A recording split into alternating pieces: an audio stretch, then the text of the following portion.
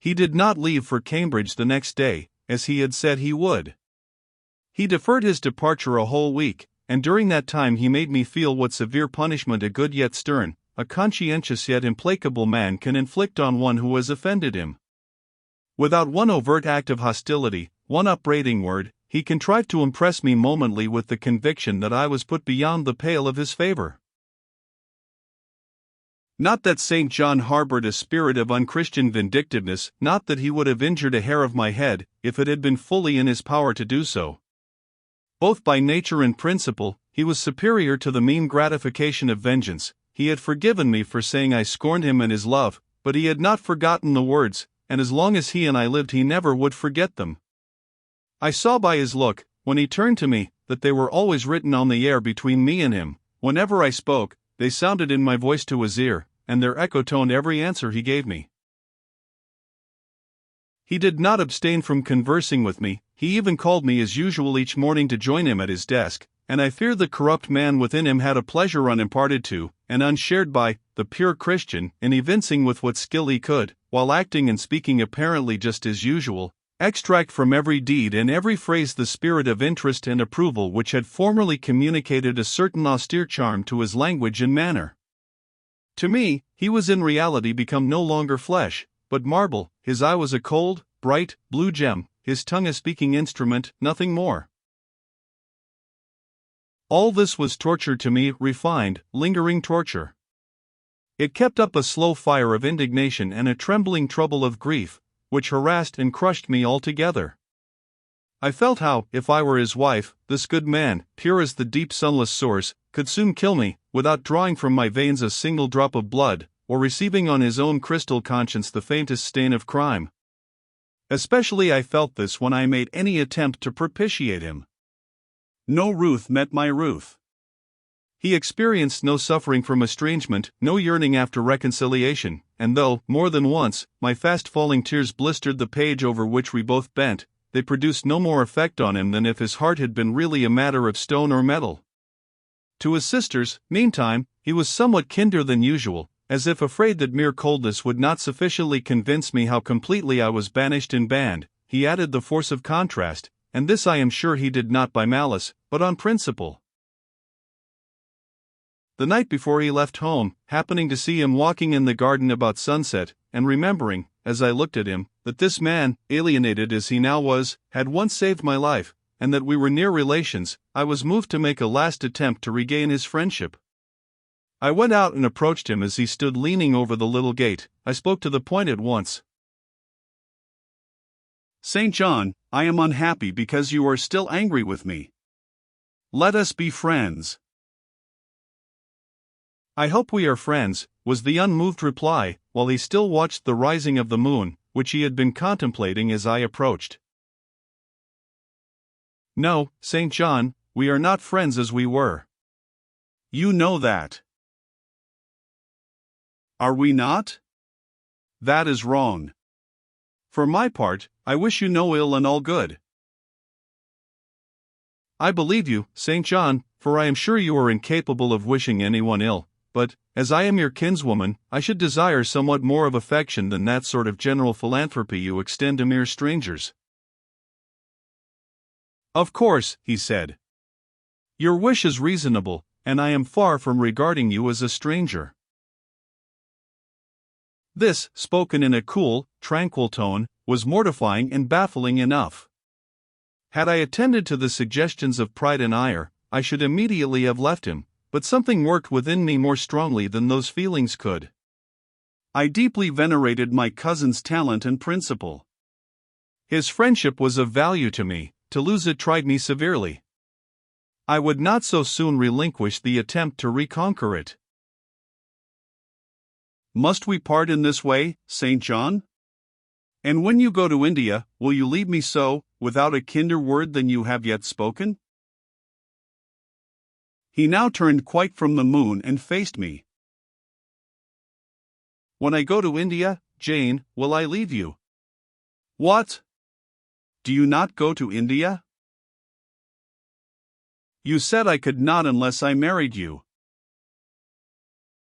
"And you will not marry me." You adhere to that resolution? Reader, do you know, as I do, what terror those cold people can put into the ice of their questions?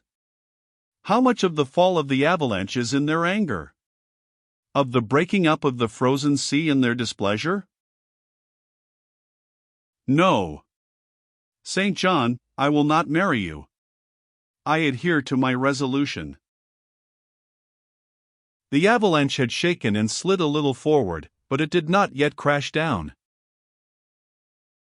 Once more, why this refusal? He asked. Formerly, I answered, because you did not love me. Now, I reply, because you almost hate me. If I were to marry you, you would kill me. You are killing me now. His lips and cheeks turned white, quite white. I should kill you, I am killing you? Your words are such as ought not to be used, violent, unfeminine, and untrue. They betray an unfortunate state of mind, they merit severe reproof, they would seem inexcusable, but that it is the duty of man to forgive his fellow even until 77 times. I had finished the business now. While earnestly wishing to erase from his mind the trace of my former offense, I had stamped on that tenacious surface another and far deeper impression, I had burnt it in. Now you will indeed hate me, I said. It is useless to attempt to conciliate you, I see I have made an eternal enemy of you. A fresh wrong did these words inflict, the worse, because they touched on the truth. That bloodless lip quivered to a temporary spasm. I knew the steely ire I had whetted. I was heart-wrung. You utterly misinterpret my words, I said, at once seizing his hand. I have no intention to grieve or pain you, indeed, I have not. Most bitterly he smiled, most decidedly he withdrew his hand from mine. And now you recall your promise, and will not go to India at all, I presume, said he, after a considerable pause. Yes, I will, as your assistant, I answered. A very long silence succeeded. What struggle there was in him between nature and grace in this interval, I cannot tell, only singular gleams scintillated in his eyes, and strange shadows passed over his face. He spoke at last. I before proved to you the absurdity of a single woman of your age proposing to accompany abroad a single man of mine. I proved it to you in such terms as, I should have thought, would have prevented your ever again alluding to the plan. That you have done so, I regret, for your sake. I interrupted him. Anything like a tangible reproach gave me courage at once. Keep to common sense, St. John, you are verging on nonsense. You pretend to be shocked by what I have said. You are not really shocked, for, with your superior mind, you cannot be either so dull or so conceited as to misunderstand my meaning. I say again, I will be your curate, if you like, but never your wife. Again he turned lividly pale, but, as before, controlled his passion perfectly. He answered emphatically but calmly. A female curate, who is not my wife, would never suit me. With me, then, it seems, you cannot go, but if you are sincere in your offer, I will, while in town, speak to a married missionary, whose wife needs a coadjutor. Your own fortune will make you independent of the Society's aid, and thus you may still be spared the dishonor of breaking your promise and deserting the band you engaged to join. Now I never had, as the reader knows, either given any formal promise or entered into any engagement, and this language was all much too hard and much too despotic for the occasion. I replied, There is no dishonor, no breach of promise, no desertion in the case. I am not under the slightest obligation to go to India, especially with strangers. With you I would have ventured much, because I admire, confide in, and, as a sister, I love you, but I am convinced that, go when and with whom I would, I should not live long in that climate. Ah! You are afraid of yourself, he said, curling his lip. I am. God did not give me my life to throw away. and to do as you wish me would, I begin to think, be almost equivalent to committing suicide. Moreover, before I definitively resolve on quitting England, I will know for certain whether I cannot be of greater use by remaining in it than by leaving it. What do you mean?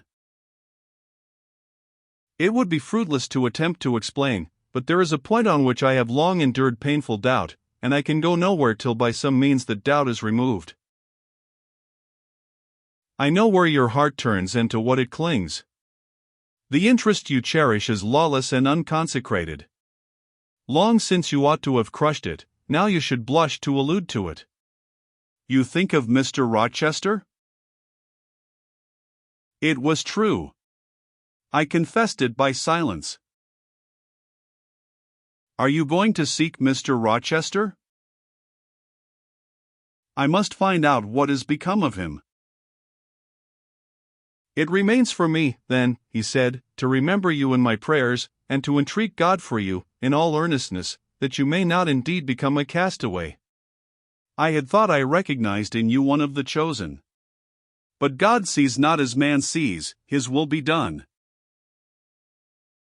He opened the gate, passed through it, and straight away down the glen.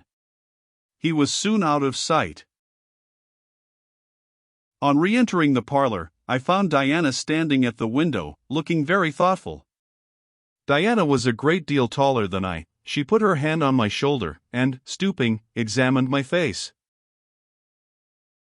"Jane," she said, "you are always agitated and pale now. I am sure there is something the matter. Tell me what business St. John and you have on hands." "I have watched you this half hour from the window. You must forgive my being such a spy, but for a long time I have fancied I hardly know what. St. John is a strange being." She paused. I did not speak. Soon she resumed. "That brother of mine cherishes peculiar views of some sort respecting you, I am sure. He has long distinguished you by a notice and interest he never showed to anyone else. To what end?" "I wish he loved you. Does he, Jane?" I put her cool hand to my hot forehead. "No, Di, not one whit." "Then why does he follow you so with his eyes, and get you so frequently alone with him, and keep you so continually at his side?" "Mary and I had both concluded he wished you to marry him." "He does. He has asked me to be his wife." Diana clapped her hands. "That is just what we hoped and thought." "And you will marry him, Jane, won't you? And then he will stay in England." "Far from that, Diana. His sole idea in proposing to me is to procure a fitting fellow laborer in his Indian toils." "What? He wishes you to go to India?" "Yes." "Madness," she exclaimed. "You would not live 3 months there, I am certain." "You never shall go. You have not consented, have you, Jane?" "I have refused to marry him." "And have consequently displeased him," she suggested. "Deeply. He will never forgive me, I fear, yet I offered to accompany him as his sister." "It was frantic folly to do so, Jane. Think of the task you undertook, one of incessant fatigue, where fatigue kills even the strong, and you are weak.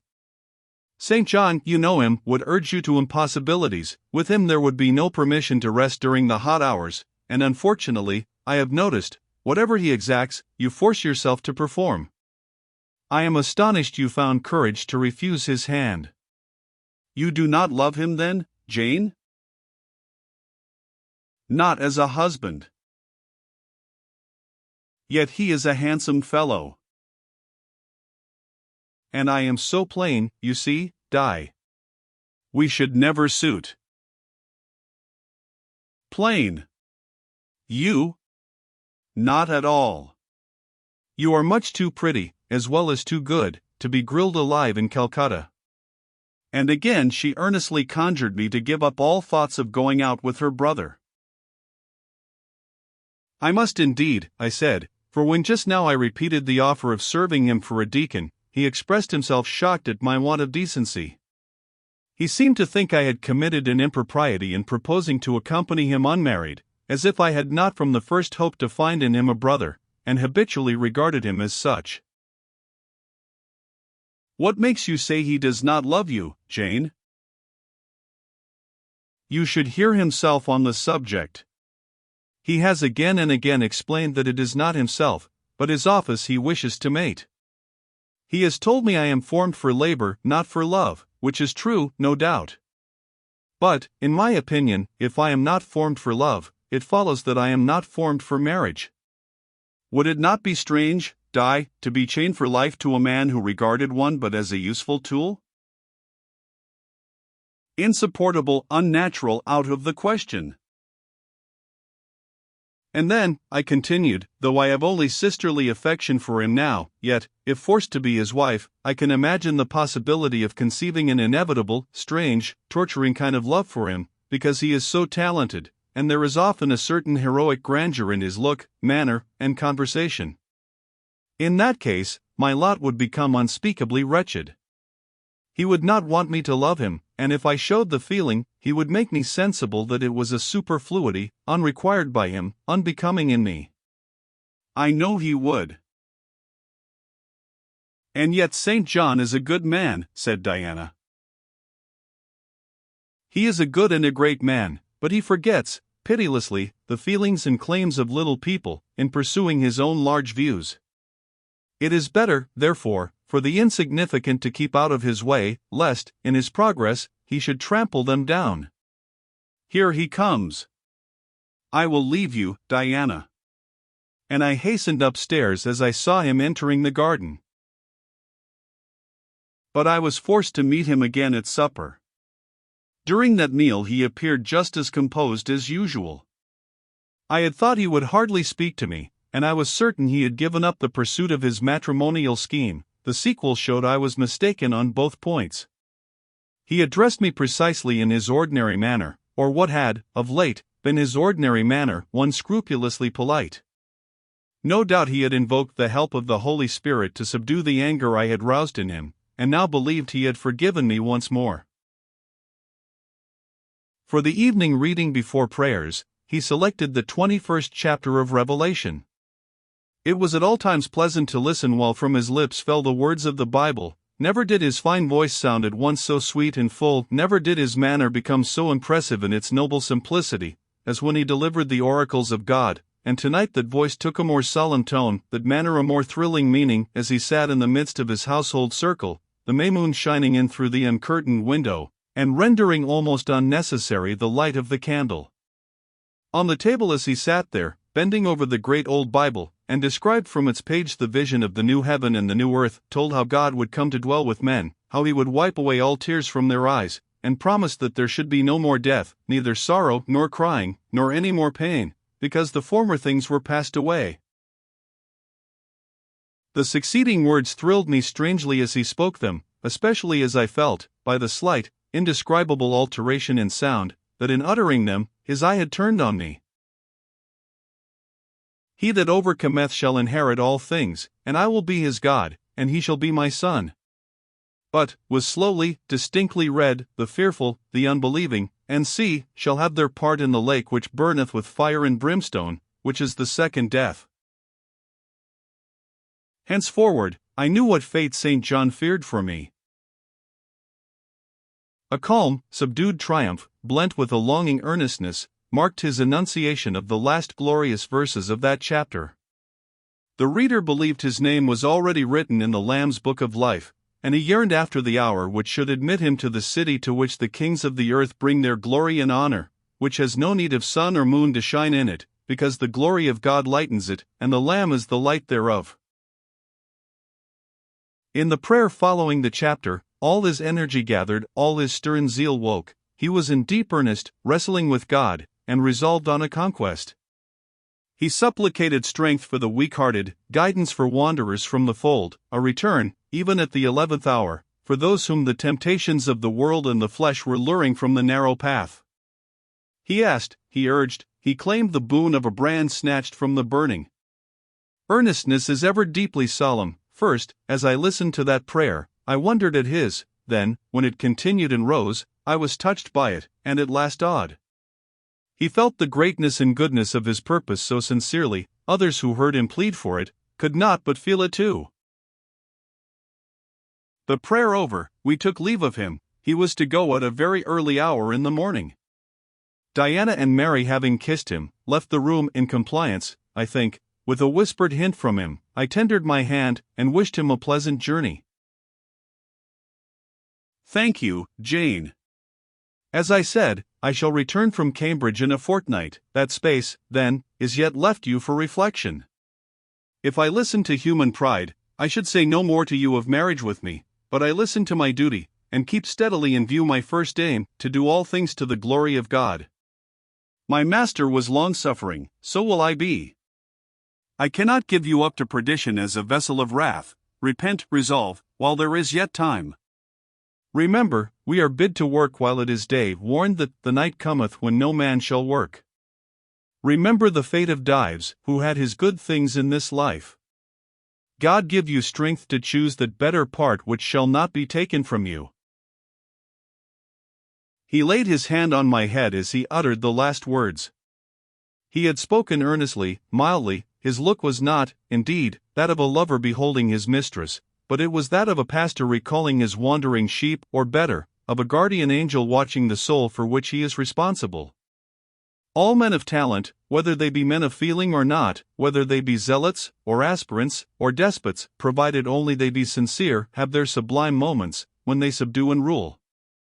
I felt veneration for St. John, veneration so strong that its impetus thrust me at once to the point I had so long shunned. I was tempted to cease struggling with him, to rush down the torrent of his will into the gulf of his existence, and there lose my own. I was almost as hard beset by him now as I had been once before, in a different way, by another. I was a fool both times. To have yielded then would have been an error of principle, to have yielded now would have been an error of judgment. So I think at this hour, when I look back to the crisis through the quiet medium of time, I was unconscious of folly at the instant. I stood motionless under my Hierophant's touch. My refusals were forgotten, my fears overcome, my wrestlings paralyzed.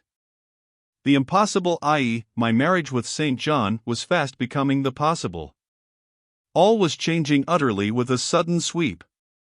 Religion called, angels beckoned, God commanded, life rolled together like a scroll, death's gates opening, showed eternity beyond. It seemed that for safety and bliss there, all here might be sacrificed in a second. The dim room was full of visions. Could you decide now? Asked the missionary. The inquiry was put in gentle tones. He drew me to him as gently. Oh, that gentleness! How far more potent is it than force? I could resist St. John's wrath. I grew pliant as a reed under his kindness. Yet I knew all the time, if I yielded now, I should not the less be made to repent, some day, of my former rebellion. His nature was not changed by 1 hour of solemn prayer, it was only elevated. I could decide if I were but certain, I answered. Were I but convinced that it is God's will I should marry you, I could vow to marry you here and now, come afterwards what would. My prayers are heard, ejaculated St. John. He pressed his hand firmer on my head, as if he claimed me. He surrounded me with his arm, almost as if he loved me. I say almost. I knew the difference, for I had felt what it was to be loved, but, like him, I had now put love out of the question, and thought only of duty. I contended with my inward dimness of vision, before which clouds yet rolled.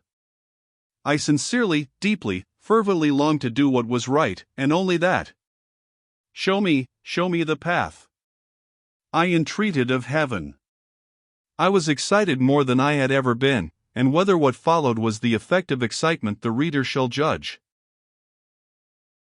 All the house was still, for I believe all, except St. John and myself, were now retired to rest. The one candle was dying out, the room was full of moonlight. My heart beat fast and thick, I heard its throb. Suddenly it stood still to an inexpressible feeling that thrilled it through, and passed at once to my head and extremities. The feeling was not like an electric shock, but it was quite as sharp, as strange, as startling. It acted on my senses as if their utmost activity hitherto had been but torpor, from which they were now summoned and forced to wake. They rose expectant, eye and ear waited while the flesh quivered on my bones. "What have you heard?" "What do you see?" asked St. John. I saw nothing, but I heard a voice somewhere cry, "Jane! Jane! Jane!" Nothing more. "Oh God! What is it?" I gasped. I might have said, "Where is it?" for it did not seem in the room, nor in the house, nor in the garden. It did not come out of the air, nor from under the earth, nor from overhead. I had heard it, where, or whence, forever impossible to know. And it was the voice of a human being, a known, loved, well-remembered voice, that of Edward Fairfax Rochester, and it spoke in pain and woe, wildly, eerily, urgently. "I am coming," I cried. "Wait for me." "Oh, I will come." I flew to the door and looked into the passage. It was dark. I ran out into the garden. It was void. "Where are you?" I exclaimed. The hills beyond Marsh Glen sent the answer faintly back, "Where are you?" I listened. The wind sighed low in the firs, all was moorland loneliness and midnight hush. "Down superstition," I commented, as that spectre rose up black by the black yew at the gate. "This is not thy deception, nor thy witchcraft, it is the work of nature." She was roused, and did no miracle, but her best. I broke from St. John, who had followed, and would have detained me. It was my time to assume ascendancy. My powers were in play and in force. I told him to forbear question or remark. I desired him to leave me. I must and would be alone. He obeyed at once. Where there is energy to command well enough, obedience never fails. I mounted to my chamber, locked myself in, fell on my knees, and prayed in my way, a different way to St. John's, but effective in its own fashion. I seemed to penetrate very near a mighty spirit, and my soul rushed out in gratitude at his feet. I rose from the thanksgiving, took a resolve, and lay down, unscared, enlightened, eager but for the daylight.